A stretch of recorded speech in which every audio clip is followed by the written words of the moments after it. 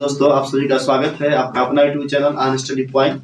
मैं लेकर आया हूँ ऑब्जेक्टिव रिवीजन, शॉर्ट रिवीजन है और मैट्रिक बोर्ड 2024 के लिए है और चैप्टर है आपका साइंस का क्वेश्चन है प्रकाश का परावर्तन। तो देख लीजिए, हम एक बार क्या करेंगे 50 ऑब्जेक्टिव क्या करेंगे रिवाइज कराएंगे। तो क्वेश्चन क्या कह रहा है देखिए, मात्र कम सेकंड में अच्छी तैयारी कैसे करें वह देखिए इस वीडियो के माध्यम से आपको दिखा रहे हैं।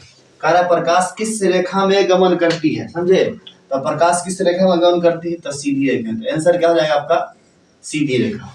दूसरा क्वेश्चन कह रहा है दाढ़ी बनाने में कौन सा दर्पण का उपयुक्त होता है? तो क्या होता है आपका? तो अवतल दर्पण। कौन सा होगा? अवतल दर्पण। आगे देखिए, प्रकाश के परावर्तन कितने नियम? तो कितने नियम होते हैं? 2। कितना होता है? 2 होते हैं। आंसर क्या हो जाएगा आपका? बी हो जाएगा, समझे? फिर क्या, किस दर्पण में आभासी प्रतिबिंब बनता है? तो क्या हो जाएगा आपका? उत्तल दर्पण। कितना हो जाएगा? उत्तल दर्पण, समझे? फिर क्या, सर्च लाइट का परावर्तक सतह होता है आपका, तो क्या होगा आपका? अवतल दर्पण। गाड़ी के पार्श्व दृष्टि में कौन सी तरह दर्पण लगा होता है? तो क्या होता है आपका? उत्तल दर्पण। किस दर्पण में बड़ा प्रतिबिंब बनता है?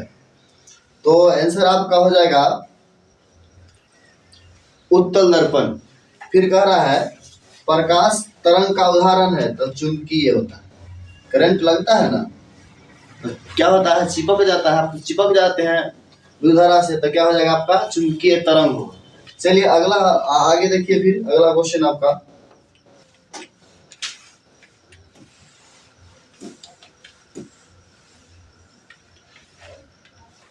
चलिए देखिए, कह रहा दर्पण सूत्र। तो देखिए, अगर माइनस लगल है तो लेंस सूत्र और प्लस लगल है तो क्या होगा? दर्पण सूत्र। तो इसमें क्या है लगल? प्लस। तो ये क्या हो जाएगा आपका आंसर? गोलीय दर्पण का फोकसांतर में वक्रता थीटा के संबंध होता है। क्या होता है? F बराबर R/2। यही आपका क्या हो जाएगा? ये आंसर हो जाएगा। फिर का निर्वात में प्रकाश की चल होता है, तो 3 × 10⁸ मीटर प्रति सेकेंड। तो कहा देखिए, ऑप्शन नंबर बी आपका है। फिर अगला क्वेश्चन कह रहा है प्रकाश पुंज कितने प्रकार के होते हैं? प्रकाश पुंज को किरण पुंज भी कहते हैं, समझे?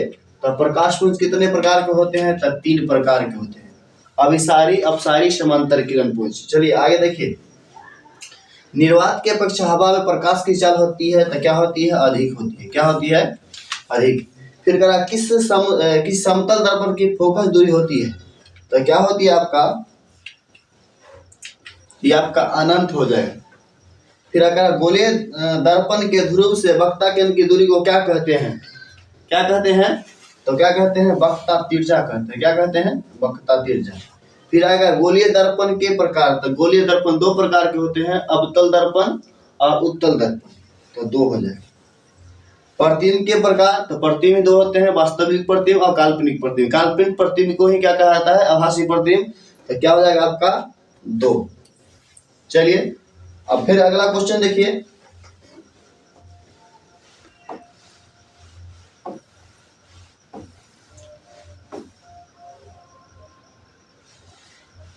चलिए किस दर्पण में वास्तविक प्रतिबिंब बनता है? देख लीजिए, तो अवतल दर्पण में वास्तविक प्रतिबिंब बनता है। गोलीय दर्पण की वक्रता तिर्य्या 32 सेमी है, तो फोकस दूरी, तो फॉर्मूला हम जानते हैं। क्या जानते हैं? F बराबर R/2। तो तिर्य्या कितना ले लें? 32, तो 2 कितना हो जाएगा? 16। आंसर हो जाएगा +16। कितना हो जाएगा? +16। वस्तु से बड़ा आभासी प्रतिबिंब बनता है, तो किससे बनता है आपका? तो अवतल दर्पण में। निम्न में से कौन दीप्त पदार्थ है?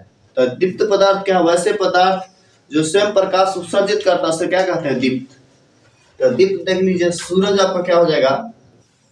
दीप्त पदार्थ हो जाएगा। 20 फोकस दूरी के एक अवतल दर्पण में किसी वस्तु के वास्तविक प्रतिबिंब से 20 cm फोकस दूरी के एक अवतल दर्पण में किसी वस्तु की उसके वास्तविक प्रतिबिंब न्यूनतम दूरी कितना होता है? तो आंसर क्या हो जाएगा आपका? 0।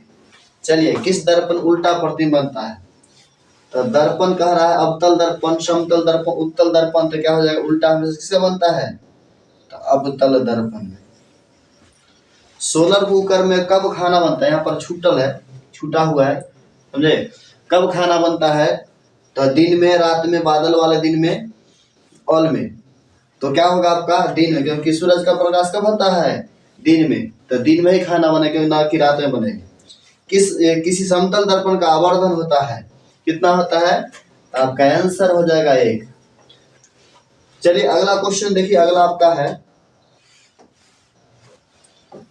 एकदम जिसको ये कंठस्थ हो गया ना, याद हो गया, समझे, बिहार बोर्ड हिला के आएगा, समझे। आगे देखिए, कह रहे यदि वस्तु 40 cm, कह रहा है वस्तु 40 से फोकस दूरी की उत्तल दर्पण 40 cm दूरी, उसके और उसके प्रतिबिंब के बीच की दूरी क्या होगा, समझे। तो देखिए इसका, कह रहा है यदि वस्तु 40 cm फोकस दूरी के उत्तल दर्पण से 40 cm की दूरी स्थित, उसकी और उसके प्रतिबिंब की बीच की दूरी होगा, तो कितना हो जाएगा आपका? क्या होगा? अनंत हो जाएगा। आय करा किसी समतल दर्पण की फोकस दूरी का मान होता है, तो क्या हो जाएगा? 0, अनंत, AB, नन ऑफ। क्या हो जाएगा आपका? 0। समझे। अगला क्वेश्चन है, परावर्तन के नियम से निर्धारित होता है आपतन कोण, परावर्तन कोण, आपतन कोण, आपतन कोण, विचलन कोण। तो आपका आंसर क्या होगा? आपतन कोण, परावर्तन कोण बराबर होता है। अवतल दर्पण की वस्तु दूरी होती है, अवतल दर्पण में क्या होता है? तो फोकस दूरी भी माइनस में होती है, प्रतिबिंब दूरी भी माइनस में होती है, वस्तु दूरी भी क्या होती है? माइनस में। तो ये क्या हो जाएगा आपका? बी नंबर क्या हो जाएगा? आंसर। फिर कह रहा है किस दर्पण को आभासी दर्पण कहते हैं, तो आपका आंसर हो जाएगा कथी? अवतल। क्या हो जाएगा? अवतल।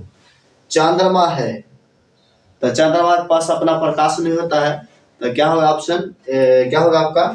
अदीप्त हो जाएगा। क्या हो जाएगा? अदीप्त।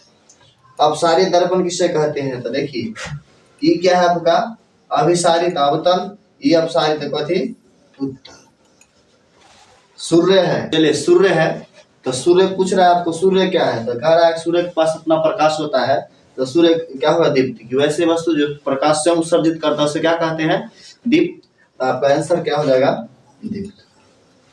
चलिए आगे क्वेश्चन कर रहा है, अगला क्वेश्चन आपका 34 नंबर क्वेश्चन देखिए, सुपर डुपर क्वेश्चन है। VVI क्वेश्चन है मैट्रिक एग्जाम बोर्ड के लिए। रोगी के कान नाक गले के जांच में कौन सा दर्पण का उपयोग किया जाता है? रोगी के गले नाक कान के जांच में कौन सा दर्पण उपयोग किया जाता है? आंसर क्या हो जाएगा आपका? अवतल दर्पण। क्या हो जाएगा? अवतल दर्पण। फिर अगला क्वेश्चन है, सड़क या गली का स्ट्रेट लाइन देखने में किस दर्पण का उपयोग होता है? आंसर क्या हो जाएगा आपका? अब क्या हो जाएगा? उत्तल दर्पण। क्या हो जाएगा? उत्तल। किस दर्पण में सीधा प्रतिबिंब बनता है? समझे। तो क्या हो जाएगा आपका? इसमें भी हो जाएगा उत्तल दर्पण। किस दर्पण उल्टा बनता है? तो अवतल। फिर किस दर्पण का उपयोग हजामती दर्पण में किया जाता है? दाढ़ी बनाने के लिए। समझे। तो किसका होता है आपका? अवतल। क्या हो जाएगा? अवतल। दर्पण के कितने प्रकार होते हैं? तो दर्पण 3 प्रकार के होते हैं, समतल दर्पण, गोलीय दर्पण और परावलयिक दर्पण। समझे। फोकस दूरी को किससे सूचित किया जाता है? तो फोकस दूरी को हमेशा कैपिटल F से सूचित किया जाता है। ऐसे पदार्थ जिनसे होकर प्रकाश आसानी से पार कर जाता है क्या कहलाता है? पारदर्शी। क्या कहलाता है? पारदर्शी। किस आगे देखिए अगला क्वेश्चन,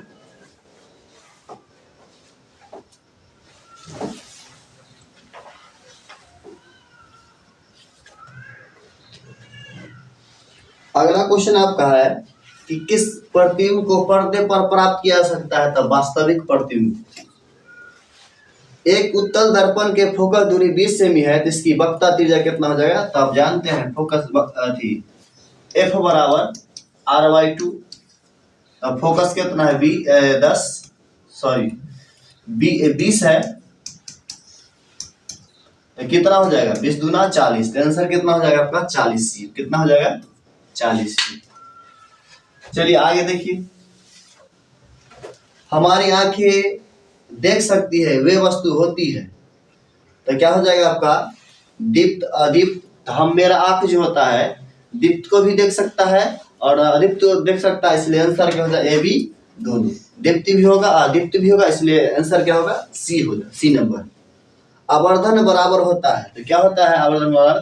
प्रतिबिंब की ऊंचाई और वस्तु की ऊंचाई के अनुपात को क्या कहते हैं? आवर्धन। तब प्रतिबिंब को v से सूचित किया जाता है और वस्तु को u से। तो देख लीजिए v बटा u क्या है आपका? आंसर नंबर ए क्या है इसका सही होगा।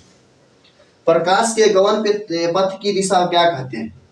तो क्या कहते हैं? प्रकाश की गमन पथ की दिशा को हम क्या कहते हैं? किरण कहते हैं। क्या कहते हैं? किरण। उत्तल दर्पण कैसा प्रतिबिंब बनाता है? काल्पनिक, वास्तविक, ए बी दोनों, नर। तो क्या हो जाएगा आपका? काल्पनिक। अवतल दर्पण कैसा प्रतिबिंब बनाता है? तो अवतल में क्या बनता है? वास्तविक बनता है। क्या बनता है? वास्तविक। चलिए अगला सवाल देखिए।